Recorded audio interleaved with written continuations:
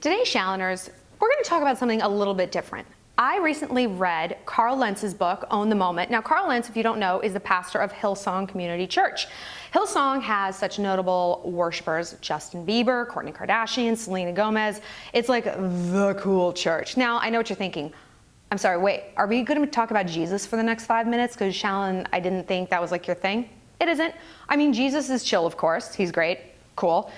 But I'm not particularly religious, which made his book even more impactful for me, because I'm like, wow, there's so much I can take out of this book that has nothing to do with religion at all. There was just a lot of good life lessons that I was reading that could be applied to my life, to your life, and to all of our love lives. So I wanted to kind of extrapolate those. So if you don't feel like reading a book with like Ecclesiastes, what is it, quotes, verses? I don't even know.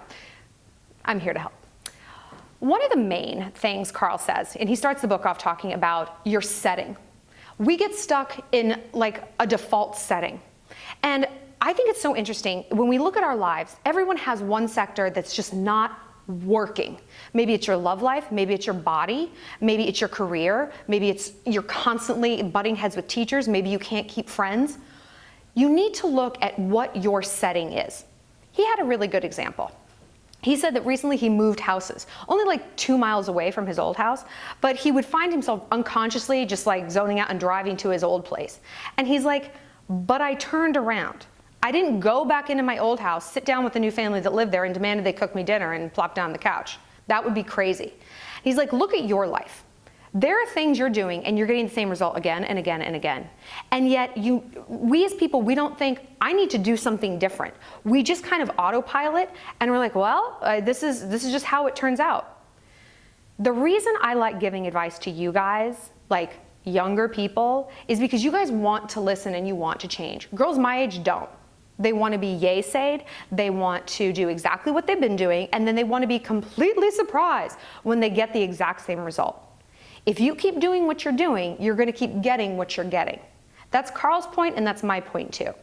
If there is a part of your life that is chronically not working, you need to ask yourself two things.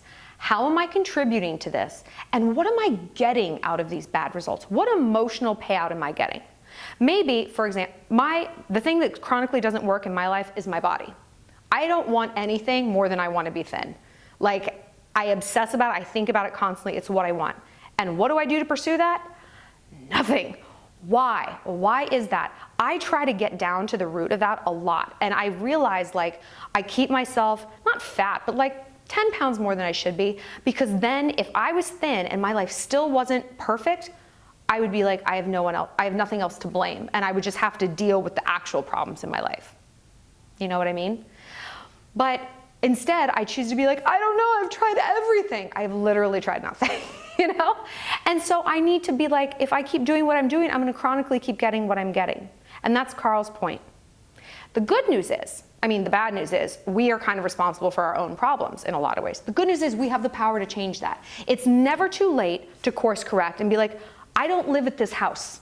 I don't live at this house anymore. I'm going to get in my car, back up, and go to where I need to be.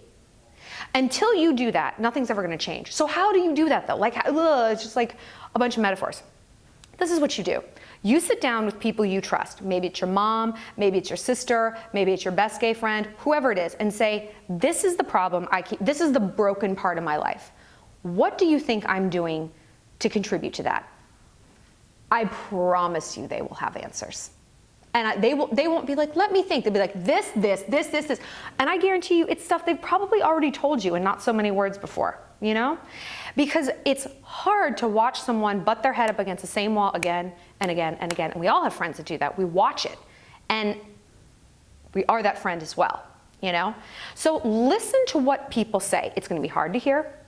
Have them write it down even, you know, have them go put it in an email if it's just like, oh, like I don't want to hear it. And read it like paragraph, take one day, read one paragraph, let that sink in. Go back, read the second paragraph, let that sink in.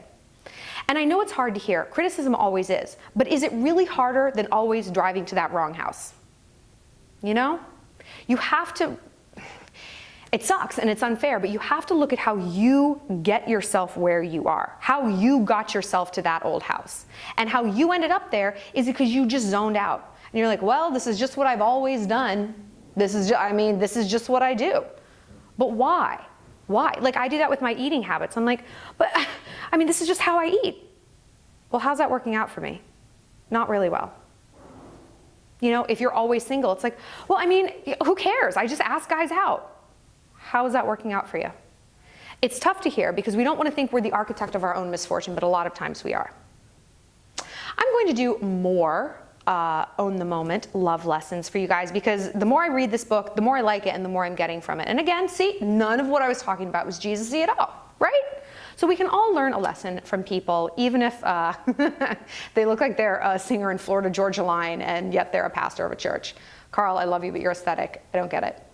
And please stop trying to make Justin Bieber have your aesthetic, because he needs Jesus and a great tattoo laser away person. If you guys enjoyed this video, like, subscribe, and share. If you have questions of your own, please leave them below in the comments section or slide into my YouTube only, DMs, and I will answer it. And follow me on Insta, Snap, and Twitter at ShallonXO.